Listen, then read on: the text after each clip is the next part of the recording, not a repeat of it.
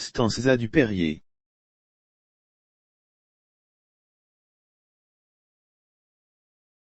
Ta douleur du Périer sera donc éternelle, et les tristes discours que te met en l'esprit l'amitié paternelle l'augmenteront toujours. Le malheur de ta fille au tombeau descendu par un commun trépas. Est-ce quelque dédale où ta raison perdue ne se retrouve pas? Je sais de quelles épreuves son enfance était pleine et n'est pas entrepris. Injurieux ami de soulager ta peine avec son mépris. Mais elle était du monde où les plus belles choses ont le pire destin. Et Rose elle a vécu ce que vivent les roses l'espace d'un matin. Puis quand ainsi serait que selon ta prière elle aurait obtenu d'avoir en cheveux blancs termine sa carrière quand fut il avenue. Penses-tu que plus vieille en la maison céleste elle eût eu plus d'accueil? Ou qu'elle eût moins senti la poussière funeste et les vers du cercueil? Non non mon du Périer aussitôt que la part ôte l'âme du corps. L'âge s'évanouit au-deçà de la barque et ne suit point les morts. La mort a des rigueurs à nul autre pareil on a beau la Périer. La cruelle qu'elle et se bouche les oreilles et nous laisse crier.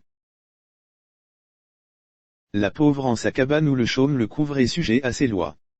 Et la garde qui veille aux barrières du Louvre n'en défend point non roi. De murmurer contre elle et perdre patience il est mal à propos. Vouloir ce que Dieu veut est la seule science qui nous met en repos. Nature du morceau. Nous sommes en présence d'une poésie lyrique dans laquelle Malherbe adresse ses cancellations à son ami du Périer qui vient de perdre sa fille.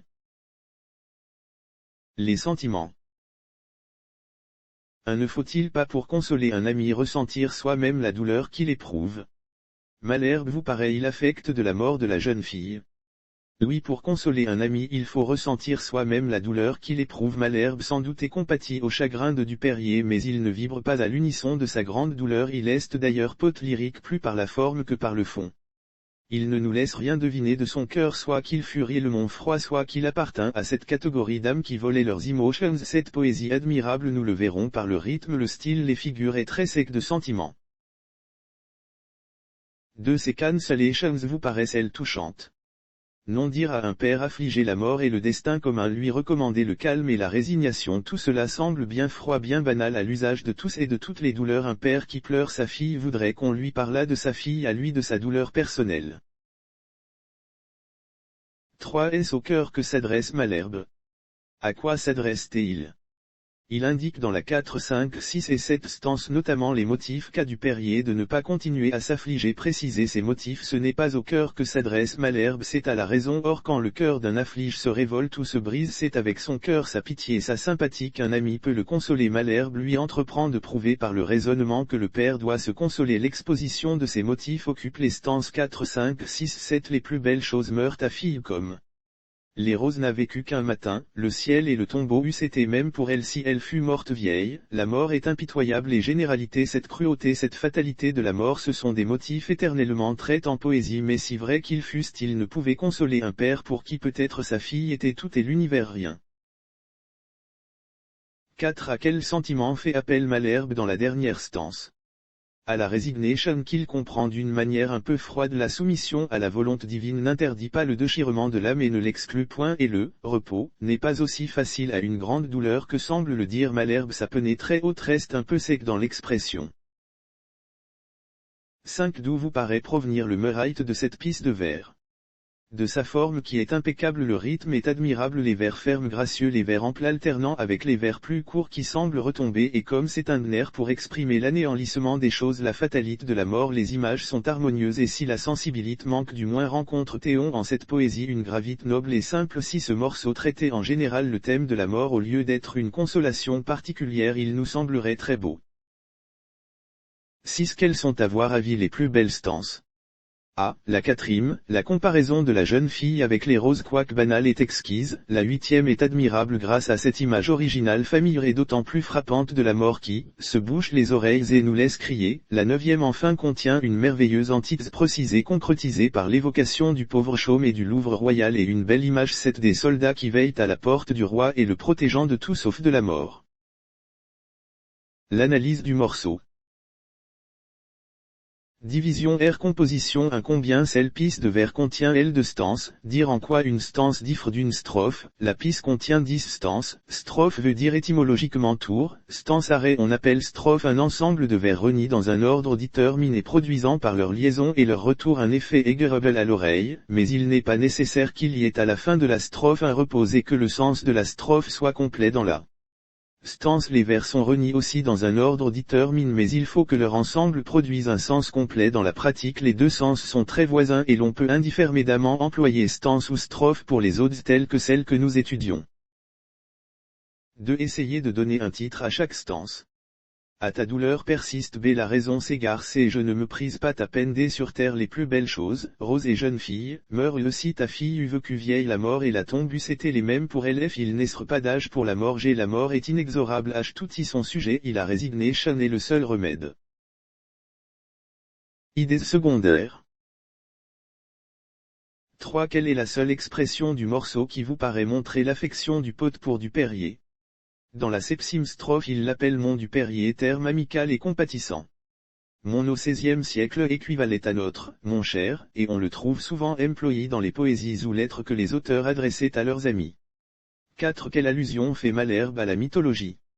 Malherbe n'abuse pas généralement de la mythologie, il ne lui demande que des ornements images métaphores. L'allusion ici est discrète, il nous parle de la 3e par 4 opos celles qui n'ont pas, oh les lames du corps, l'expression est impropre mais couper le fil de la vie et de la barque funèbre ou s'embarquer les morts pour traverser l'Acheron et se rendre aux enfers. 5. Comment représente-t-il la mort? Il l'a personnifiée.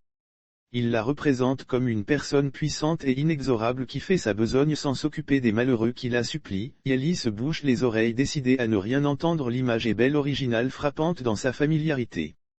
6. Quelle antithèse est marquée dans l'avant-dernière stance? L'antithèse entre le pauvre et le riche, la demeure du pauvre protégée seulement par un mince toit de chaume et la demeure royale gardie par de nombreux soldats, mais quel que soit le contraste entre leur vie pauvre et roi sont égaux devant la mort.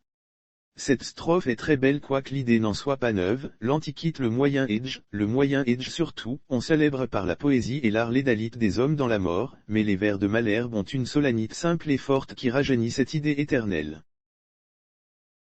Le style. Les expressions. À qualité du style.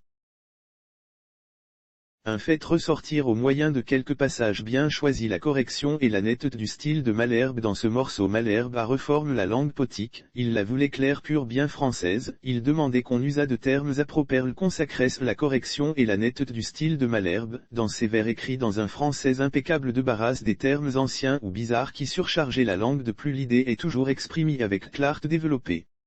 Suffisamment mêle sans excès. Prenons par exemple la 4e strophe, on peut y admirer le développement balance et harmonieux de la stance. Chaque terme important monde rose reçoit un développement dans une proposition suivante, elle était du monde ou etc. et rose elle a vécu etc. Les idées, elle était du monde, et rose, sont nettement mises en apparence aucune inversion forcée, la phrase est souple facile. Voyez encore la 8e strophe. Le premier vers énonce une vérité, les 3 autres la font ressortir en 3 propositions très simples qui indiquent avec précision l'acte des malheureux, le geste de la mort. De même la 9e est une belle strophe antithétique admirablement construite, 2 idées. La première dans une forme affirmative parce qu'il est tout simple semble-t-il que la mort vienne aux pauvres, la seconde sous une forme négative pour marquer la vanité des précautions contre la mort. Tout cela est d'une belle langue, vigoureuse et claire. 2. Quelle stance vous paraît la plus gracieuse? Pourquoi vous paraît-elle ainsi? La 4e est particulièrement gracieuse, elle emploie l'image que nous avons déjà rencontrée dans l'ode de Ronsard à Cassandre. Quoique peu originale, cette comparaison de la jeune fille à la rose reste aimable et charmante. Ce qui la rend ici plus gracieuse encore c'est que le pote ne dit pas « et comme une rose », mais « et rose », il fait plus que comparer la jeune fille et la rose, il les assimile l'une à l'autre. B. Les expressions. 1. Indique le sens des expressions. A. Injurieux ami, le pote parie de lui-même, je serais injurieux si. Injurieux ami est en apposition à je. Sujet injurieux signifie qui fait du tort, qui outrage, offense. Ce mot ne se dit plus goré que des paroles ou des écrits, mais au XVIe et même au XVIIe siècle on l'appliquait encore aux personnes. B. Le pire destin, le pire superlatif